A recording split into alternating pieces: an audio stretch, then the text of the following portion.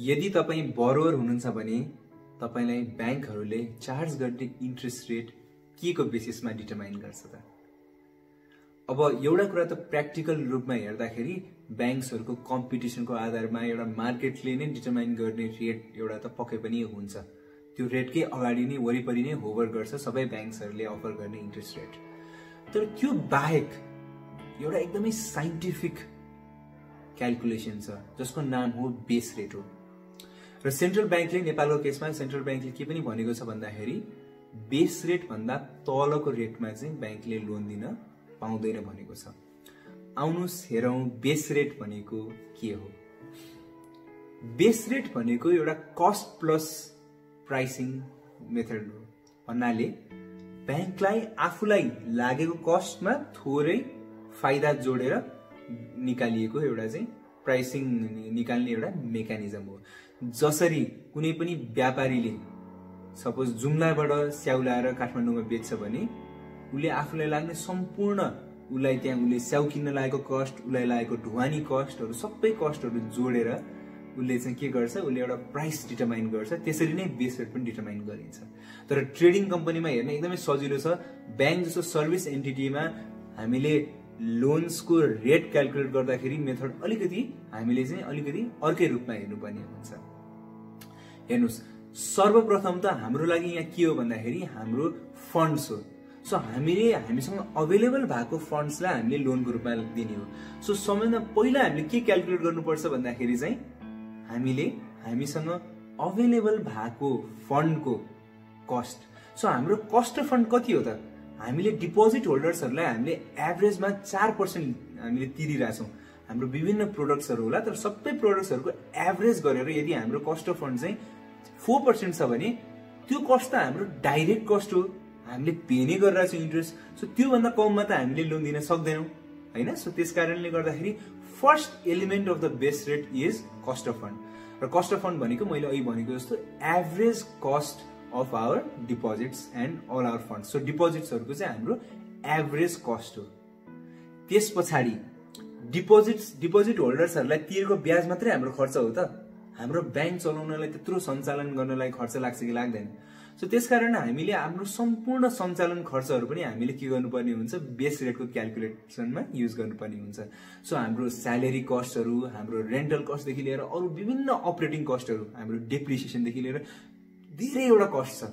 So त्यो सबै कस्टहरुलाई चाहिँ हामीले के गर्छौं, हामीले युज गर्छौं। सो त्यो कस्टलाई पनि हामीले त्यही cost divided by total funds छ। हामीले सबै कुराहरुलाई हामीले यो फन्डकै बेसिसमा हामीले क्याल्कुलेट गरिरहेको हो। सो कस्ट अफ फन्ड भनेको चाहिँ इन्ट्रेस्ट एक्सपेन्स डिवाइडेड बाइ हाम्रो के थियो, फन्ड्स थियो भने यसै गरी हाम्रो चाहिँ अपरेटिङ कस्ट्स डिवाइडेड बाइ फन्ड भनेको चाहिँ अपरेटिङ कस्टको रेशियो आउँछ। अब यसमा बैंकिङको कोर बिजनेस भनेको चाहिँ डिपोजिट ल्याएर लोन दिने चाहिँ हो, तर त्यस बाहेक अरु पनि बैंकमा कामहरु हुन्छ।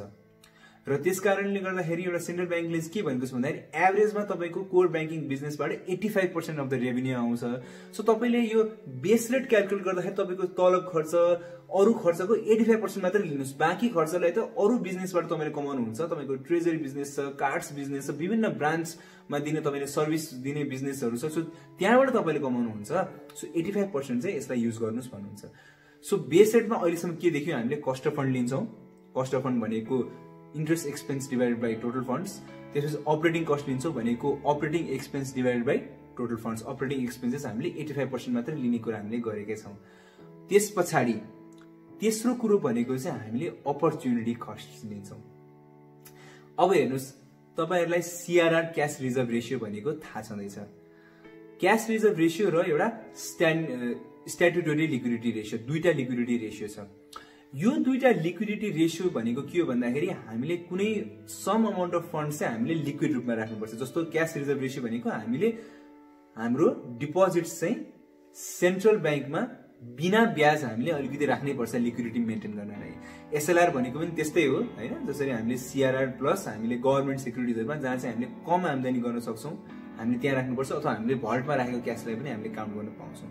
सो यसलाई अलिकति समग्र रूपमा हेर्नु पर्दाखेरि के छ भन्दाखेरि हामीले we are losing some amount हामीलाई अपर्च्युनिटी कस्ट हो। हामीले त्यो पैसा लोनमा दिएको हामीले बढी ब्याज पाउन सक्थ्यो, तर हामीले शून्य अथवा एकदमै कम ब्याजमा आउने गरी हामीले त्यसलाई राखेको छौँ। सो त्यसमा हामीलाई केही घाटा भएको छ, त्यो घाटालाई हामी क्यालकुलेट गर्छौँ।